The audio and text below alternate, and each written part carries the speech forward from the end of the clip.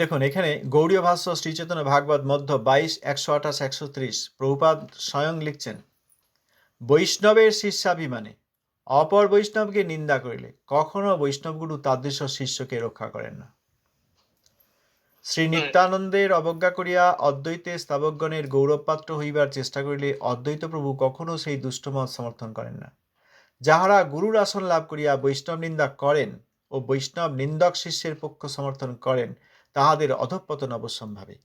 তাহলে এই যে স্বামী মহারাজের এই মর্নিং ওয়াক, তারপরে রুম কনভারসেশন, সেখানে যে শিষ্যরা বলছে ও আর অমুক মহারাজ, হা উনি তো কালো, অমুক মহারাজ ও হা হা উনি তো এই, ওনার কোনো ধারণা নেই, উনি একটা রাস্কেল। তাহলে কোনো শিষ্য যদি অবজ্ঞা করে, গুরু সেখানে বলা উচিত খবরদার, বড় অপরাধ করলে যাও গিয়ে তার কাছে ক্ষমা চেয়ে, তা না করে এখানে সমর্থন হচ্ছে। তাহলে শিষ্য যদি আমি এই বৈষ্ণবের শিষ্য অতএব আমি ওই বৈষ্ণবের নিন্দা করব এইটা করেন, তখন গুরু সেইটা সমর্থন করেন না। আর যদি সমর্থন করেন বা নিজে বৈষ্ণব নিন্দক হন, তাহলে তাহাদের অধঃপতন অবশ্যম্ভাবী। তো প্রভুপাদ বলছেন। আমরা এখানে কিন্তু স্বামী মহারাজের সমালোচনা করতে আসিনি, আমরা শুধু বলছি যে চৈতন্য মঠকে সারপাস করে যাব এই ধারণা যেন কারণ না হয়। প্রভুপাদের প্রকটকালীন চৈতন্য মঠ তারাও স্ট্রাগল করে যাচ্ছে, এই দুর্বুদ্ধি যেন কারণ না হয়। আবার দেখুন, অনেকে সমন্বয়বাদের ছলনায় সাধু গুরু বৈষ্ণবের নিন্দা শ্রবণ করিয়াও তুষ্ণীম ভাব অবলম্বন করে, তাহারা বহু জন্ম অধঃপাতে পতিত হয়, তাহাদের সকল সৌভাগ্য ক্ষীণ হইয়া পড়ে। নিন্দাং ভগবত শৃণ্বন তৎপরস্য জনস্যবা তত না পৈতি যহ সোপি জাত্যদ সুকৃতচ্যুত। ভক্তি সন্দর্ভ 265 সংখ্যা দ্রষ্টব্য। এটা আছে, প্রভুপাদ লিখেছেন গৌড়ীয় ভাষ্য শ্রী চৈতন্য ভাগবত মধ্য 21, 144। বলে দিচ্ছি কোথায়, গিয়ে দেখতে পাবেন। তো এই যে আরেকজন আমাদের এখন আসতে পারেন না, ব্যস্ত আছেন, উনি বলেছিলেন যে ওই প্রতিবাদ না করলে, বৈষ্ণব অপরাধের প্রতিবাদ না করলে সুকৃতি ধ্বংস হয়, এটা কোথায় লেখা আছে? তো তখন ব্যাখ্যা করেছিলাম, শ্লোকটা এসেছিল মনে, বলা হয়নি, অন্য কথার স্রোতে চলে গিয়ে বলা হয়নি এই কথাটি। নিন্দাং ভগবত শৃণ্বন তৎপরস্য জনসভা, এই শ্লোকে রয়েছে। ওই সমন্বয়বাদের ছলনা, অনেকে আছে চুপচাপ থাকে, মানে খুব ভদ্রলোক, সিভিলাইজড, ঠিক আছে, এ ওর নিন্দা করছে, ওর বিতর্ক করছে, আমি কিছু বলবো না। এটা বিতর্ক নয়। অনেকে লোকে মনে করবে আমরা ওদের রাগ রোষ করে একজন আরেকজন এক পক্ষকে ঢেলা ছুড়ছি, মোটেই তা নয়। আপনারা প্রভুপাদ এবং চৈতন্য মঠের অবজ্ঞা করছেন, প্রভুপাদের শিষ্যগণের অবজ্ঞা, এই তিনটে জিনিস, শ্রী চৈতন্য মঠ, প্রভুপাদ আর প্রভুপাদের শিষ্যগণ, এদের একদম খোলাখুলি অবজ্ঞা করছেন। সেইগুলো পেলাম কোথা থেকে? আমি তো কোথাও যাইনি, ওয়েবসাইটে পাওয়া যাচ্ছে, তারাই দিয়ে রেখেছে, তার প্রতিবাদ মাত্র করছি। যদি না করি, যদি চুপচাপ থাকি, তাহলে আমাদের যদি বা কিছু স্বীকৃতি থেকে থাকে সেগুলি নষ্ট হবে এবং এর পরবর্তী বহু জন্ম আমরা অধঃপাতে পতিত হয়ে যাব। অতএব বলা এটা দায়িত্ব। আমার দরকার নেই, আমার অর্চন আছে, আমার হরিনাম আছে, আমার ভাগবত পারায়ণ আছে, এইগুলি উঠে গেলে হয় না। এইগুলি আমাদের দায়িত্ব। যদি না করি তাহলে বহু জন্মের উপলব্ধ যে স্বীকৃতি সেটি চলে যাবে এবং আগামী বহু জন্ম অধঃপাতে পতিত হব। প্রভুপাদ বলছেন, তার কথা পড়ছি। এখানে ক্রোধ আসবে, এখানে ক্রোধ আসবে। হ্যাঁ, প্রভুপাদ বলছেন, পত্রাবলী শ্রী গৌড়ীয় মঠ, কলিকাতা, 13 মে 1923। ইন্দ্রিয় তর্পণের বাধা হইলে যে বৃত্তির উদয় হয় তাহাই ক্রোধ। ভক্তগণ সর্বক্ষণ কৃষ্ণেন্দ্রিয় তর্পণে ব্যস্ত, তাহাদিওকে তাহাদের সেবা কার্যে বাধা দিতে গেলে বাধাটাকে ভক্তদ্বেষী বলা যায়। সুতরাং ভক্তদ্বেষীর প্রতি ক্রোধের বৃত্তি ভজনের প্রকারভেদ মাত্র। তাদৃশ ভজন বৃত্তিকে যাহারা সাধারণ ক্রোধের সহিত সমজ্ঞান করে তাহারা নারকী। ভোগপর ইন্দ্রিয় তৃপ্তির ব্যাঘাত সহ্য করিবার শক্তি ভক্তের আছে, সুতরাং তিনি নিজের ভোগের অতৃপ্তিতে সহিষ্ণু, কিন্তু কৃষ্ণ সেবার বাধাদাতার প্রতি ক্রুদ্ধ হয় ভজন তৎপর। এখানে বাধা বলতে যে আমি ফুল তুলতে গেলাম, অর্চন করব, সেখানে কেউ বাধা দিচ্ছে, তাই শুধু নয়, এখানে আমাদের ভজনের বাধা হচ্ছে না, প্রভুপাদের গরিমার অবমান হচ্ছে, চৈতন্য মঠের অবমান হচ্ছে। আমাদের গুরুগণে, এই যে ব্যক্তি লিখছিলেন, আপনার গুরুগণ কি করেছেন, এই ভেঙেছেন, চৈতন্য মঠ ভেঙেছেন, এগুলো অবমাননা নয়? কেউ চৈতন্য মঠ ভাঙেননি, আপনি এসে দেখবেন। সুতরাং এগুলিও সেবা, অর্থাৎ হৃদয়ে যে সেবাবৃত্তি, সেগুলিকে আঘাত করে। বাবাকে গালাগাল দিচ্ছে পাড়ায়, শুনে এলাম, এসে বাড়িতে রসগোল্লা খাচ্ছি, আমার কিছু যায় আসে না, সে পুত্রই নয়। আর এখানে তো প্রাকৃত পিতা নয়, অপ্রাকৃত পিতা।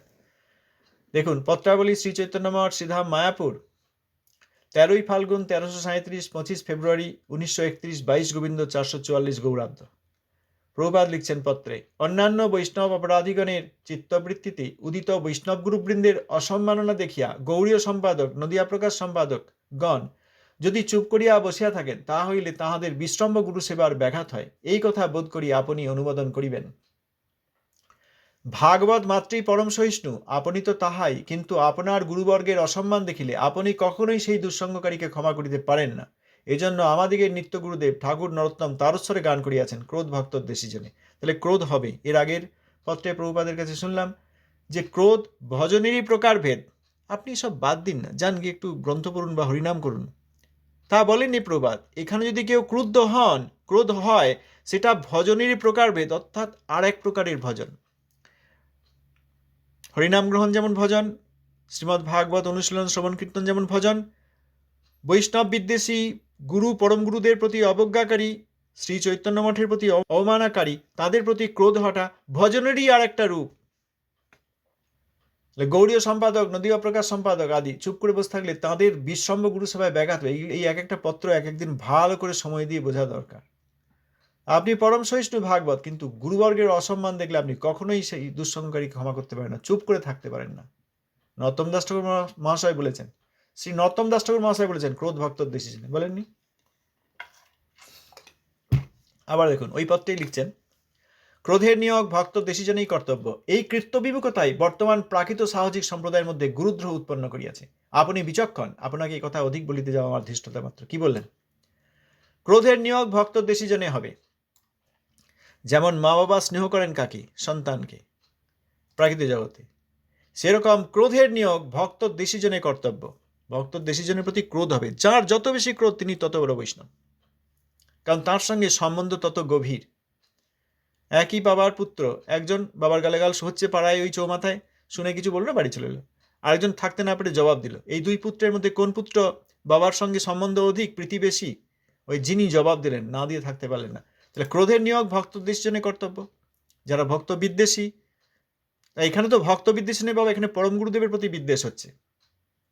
এখানে প্রভুপাদ বলেছেন শুদ্ধ ভক্তি একমাত্র পীঠস্থান। মহাপ্রভুর অনুসরণকারী তাদের সকলের একমাত্র পীঠস্থান কেন্দ্র হচ্ছে চৈতন্য মঠ। সেই চৈতন্য মঠের অবজ্ঞা হচ্ছে। এখানে ক্রোধ যদি না করা হয়, তার মানে চৈতন্য মঠের সঙ্গে সম্বন্ধ নাই, প্রভুপাদের সঙ্গে সম্বন্ধ হয় নাই। প্রভুপাদের শিষ্যগণকে পরাজিত করবো বলছেন, হ্যাঁ, সারপাস করে এগিয়ে চলে যাবো, তারা পারে নাই, তারা রাস্কেল, সেখানে কোনো জবাব দেওয়া হচ্ছে না। তাহলে এটা এই কৃত্য বিমুখতা, এটা করেন না, এটা করা উচিত। গুরু বৈষ্ণবের অবমান হলে ক্রোধ করা উচিত। সেই ক্রোধটা না করে করে কৃত্য বিমুখতা, মানে ক্রোধ করার ইচ্ছাটা নাই, ক্রোধ করছে না বৈষ্ণব অবজ্ঞায়, সেইটার কারণেই বর্তমান প্রাকৃত সাহজিক সম্প্রদায়ের মধ্যে গুরুদ্রোহ উৎপন্ন করে। মানে কি? প্রাকৃত সাহজিক সম্প্রদায় তারা গুরুদ্রোহ করে যাচ্ছে, তারা প্রভুপাদের অবজ্ঞা করে যাচ্ছে। আর কেউ কোনো গৌড়ীয় মঠ কেউ কিছু বলছেই না, প্রায় কেউ কেউ বলছেন। গুরুবর্গের অবমাননা হচ্ছে। শ্রীধর গোস্বামী মহারাজ, মাধব গোস্বামী মহারাজ, তীর্থ গোস্বামী মহারাজ নাম নিয়ে নিয়ে সব বই লেখা হচ্ছে। বই আছে আমার কাছে, বইয়ের নাম বলে দেবো, কোন পৃষ্ঠা আছে বলে দেবো, দেখবেন। বন গোস্বামী মহারাজ, গোস্বামী মহারাজ, এনাদের অবজ্ঞা করা হচ্ছে, কিন্তু ক্রোধ হচ্ছে না। এই কৃত্য বিমুখতা ওই আরো গুরুদ্রোহ উৎপন্ন করছে। অতএব কেউ কিছু বলছে না, তখন তারা আরো বলে যাচ্ছে। আপনি বিচক্ষণ, আপনাকে এই কথা অধিক বলিতে যাওয়া আমার ধৃষ্টতা মাত্র। ওই পত্রে লিখছেন, বৈষ্ণবের ভৃত্য সূত্রে গুরুর অবজ্ঞা সহ্য করা কেবলমাত্র পাপ নহে, আত্মার অধঃপাতকারক অপরাধ, ইহা আমরা জানি। ইহাতে সমগ্র জগৎ আমাদের বিরোধী হইয়া যাওক, তাও আমরা সহ্য করতে প্রস্তুত থাকিব। তো জগতের লোক আমাদেরকে মধু দিয়ে চাটবে না, বিরোধী হবে, কিন্তু আমরা তৈরি আছি, আমরা প্রস্তুত। জগৎ বিরোধী হবে, আমরা সেটা স্বীকার করব, কিন্তু গুরু বৈষ্ণবের ভৃত্য সূত্রে আমরা তাদের শিষ্য, আমরা তাদের দাসাভিমানী। অতএব তাদের অবজ্ঞা আমরা সহ্য করব না। তাদের অবজ্ঞা সহ্য করলে এটা পাপ নয়, এটা অপরাধ, আত্মার অধঃপাতকারক অপরাধ। আমরা জবাব দেব। দেখুন, কোনো কিছু আমরা বাইরে গিয়ে কিছু করছি না, এগুলি স্বাভাবিক। ওই যে আমাদের প্রভু বললেন, প্রভুপাদের উপদেশ পত্রাবলীতে এইসব কথাই আছে। যদি না বলতাম, যারা বলছেন না তাদেরকে বলা উচিত। ওই দেখবেন সবাই ওই যে বললেন যে কেউ ওদের সঙ্গে গিয়ে গলাগলি করছে, কেউ ট্রাস্টে চলে যাচ্ছে, একসঙ্গে প্রচার করছে, ওইভাবে হরিভজন হয় না। প্রভুপাদের অবজ্ঞা হবে সেইগুলো, আচ্ছা যা হয়েছে করেছেন, ভুল হয়েছে, বুঝে নিন ভুল হয়েছে, এইবার সেইগুলো সরিয়ে দিন ওয়েবসাইট থেকে, যাতে আর পরবর্তী লোক কেউ না দেখে। আমাদেরকে দেখে বলতে হচ্ছে কেন? এই যে বলছে যে, এই যে একজন লিখছে এখানে যে ইস্কন তো কখনো গৌড়ীয় মঠের সরাসরি, হ্যাঁ, ইস্কন কোনো প্রবচন সরাসরি গৌড়ীয় মঠের ভক্তদের দোষ ধরে না, তা ঠিকই লিখেছেন, সরাসরি ধরে না, কিন্তু ঘুরপথে অবশ্যই করে। যেগুলি মেন সেখানে হচ্ছে সরাসরি দোষ ধরেন না, কথাটি ঠিকই লিখেছেন। হ্যাঁ, সরাসরি দোষ ধরেন না, কিন্তু দোষ ধরা ছাড়া তারা আর কিছুই করেন না। এই দোষ ধরার প্রমাণ দিয়ে দেবেন। আচ্ছা, আর হচ্ছে এই যে এতগুলো পৃথিবীতে 108টা মন্দির করুন, তারপর বলবেন সেখানে এই শ্রীমদ্ ভাগবতের ওই শ্লোকটা বলবেন যেটা বললাম। হ্যাঁ, এই 7, 13, 8 কত বললাম? হ্যাঁ, 7, 13, 8 শিষ্যান্নই বা অনুবদনীয়া, যে মন্দির করার তো কথা নয়। প্রভুপাদ করেছেন দৈব বর্ণাশ্রম ধর্ম দেওয়ার জন্য। আর উনি যা করেছে, ওনার গুরু মহারাজ সন্তুষ্ট কি করে? কি করে? ওই প্রাকৃত উদাহরণ দিলে হবে না। এই জগৎটা, ভক্তি জগৎটা ওই রকম নয় যে গুরুকে অতিক্রম করে গেলাম, বাহ খুব ভালো হয়েছে, খুব ভালো হয়েছে। হ্যাঁ, গুরুর অবজ্ঞার জবাব দিলে সেটা গুরুদেব খুশি হন। জীবু সাহেবাদ জবাব দিলেন, রূপু সাহেবাদকে অবজ্ঞা করে এলো যে ওই দিগ্বিজয়ী বীর, তাকে জবাব দিল, কি আমার গুরুদেবকে হারিয়েছ, এসো আমার সঙ্গে কথা বল, হারিয়ে দিলেন। আবার গুরুদেব বললেন, না আমি ওসব চাই না, যাও তোমাকে আমি ত্যাগ করলাম। সনাতন গোসাইপাদ এসে বললেন, না জীব তো ঠিকই করেছে, গুরুর অবজ্ঞার জবাব দেবে, ও তার কাজ ঠিক করেছে, ওদের তোমাকে স্বীকার করতে হবে। তো আপনার আজকে আলোচনায় মানে আমি 4টা কবিতার লাইন বলতে চাচ্ছিলাম রবীন্দ্রনাথ ঠাকুরের, এটা কি বলা যাবে? অনুমতি দিলে বলবো, নাহলে বলবো না। আচ্ছা বলুন শুনি। আজকে যদি বিষয়টা আলোচনা করলেন সেইটা থেকে আমি মানে বলি আর কি। আমি এক জায়গায় পড়েছিলাম আর কি, হ্যাঁ, সেখানে বইটার ভিতরে লেখা ছিল আর কি, ওখানে 4টা লাইন উল্লেখ করছে। তো ঘটনাটা এরকম লেখা ছিল যে ওই নরোত্তম দাস ঠাকুরকে নিয়েই দীনদান কবিতাটা লিখছেন রবীন্দ্রনাথ ঠাকুর। তো সেখানে উনি উল্লেখ করেছেন যে 20 লক্ষ স্বর্ণ মুদ্রা ব্যয় করিয়া সুরম্ভ মন্দির করিয়াছেন রাজা, সেই মন্দির ত্যাগ করিয়া সাধু শ্রেষ্ঠ নরোত্তম ঠাকুর ভক্তগণ সঙ্গে রাস্তার ধারে নাম সংকীর্তন করিতেছেন। রাজা শুধাইলেন, মন্দির ছাড়িয়া কেন রাস্তায় কীর্তন করিতেছেন? নরোত্তম বলিলেন, সে মন্দিরে দেব নাই। তখন রাজা কহে রোষে, দেব নাই? এ সন্ন্যাসী নাস্তিকের মতো কথা কহ। রত্ন সিংহাসন পরে দীপিতেছে রত্ন বিগ্রহ, শূন্য তাহা? শূন্য নয়, রাজ দম্ভে পূর্ণ। সাধু কহে, আপনায় স্থাপিয়াছ জগতের দেবতারে নহে। হ্যাঁ, এটা আমার মনে পড়ছে, আমরা স্কুলে পড়েছিলাম, আবৃত্তি করতাম এটা। বটে, তাঁরাও তো রবীন্দ্রনাথ ঠাকুর প্রভুপাদের দর্শন পেয়েছিলেন। হ্যাঁ, এবং এই যে প্রফেসর সাদার্স এসেছিলেন, তিনি ওই রবীন্দ্রনাথ ঠাকুরকে জিজ্ঞেস করেছিলেন, যে নোবেল প্রাইজ পেয়েছে এবং উপাধি আছে, রবীন্দ্রনাথ ঠাকুর তো তাদের মধ্যে খুব বিখ্যাত ছিলেন। ওনাকে জিজ্ঞেসেন যে আমি অধ্যাত্ম সম্বন্ধে জানতে চাই, ভারতে কোথায় যাব? তখন রবীন্দ্রনাথ ঠাকুর বলছেন, ওই মায়াপুরে যান, মায়াপুরে আছেন শ্রী ভক্তি সিদ্ধান্ত সরস্বতী গোস্বামী ঠাকুর, ওনার সঙ্গে আলোচনা করলে আপনি ভারতের যে অধ্যাত্ম শিক্ষা সেটা বুঝতে পারবেন। তা বটে, এই যে কথাটা আপনি বললেন, বিষয়টা তাই হচ্ছে, আমরা তো তাই বলি, তো পুতুল পূজা হয়। যারা প্রাণ প্রতিষ্ঠা করছেন তারা কি সর্বত্র ভগবত দর্শন করেন, যে ভগবানের প্রাণ প্রতিষ্ঠা করবেন? অত সহজ নয়। তবে এই কবিতার এই কটি লাইন কিন্তু আপনি ভালোই ধরেছেন। আচ্ছা, এই ব্যক্তি লিখছেন, গৌড়ীয় মঠে অনেক মহারাজ ভক্তি সিদ্ধান্ত ঠাকুরের নামে মঠ না করে নিজেদের নামে মঠের প্রতিষ্ঠা বলে দাবি করে, আপনারা সেটা কি বলবেন? আচ্ছা, প্রভুপাদের শিষ্যগণ কি নাম বলেছেন বলুন তো?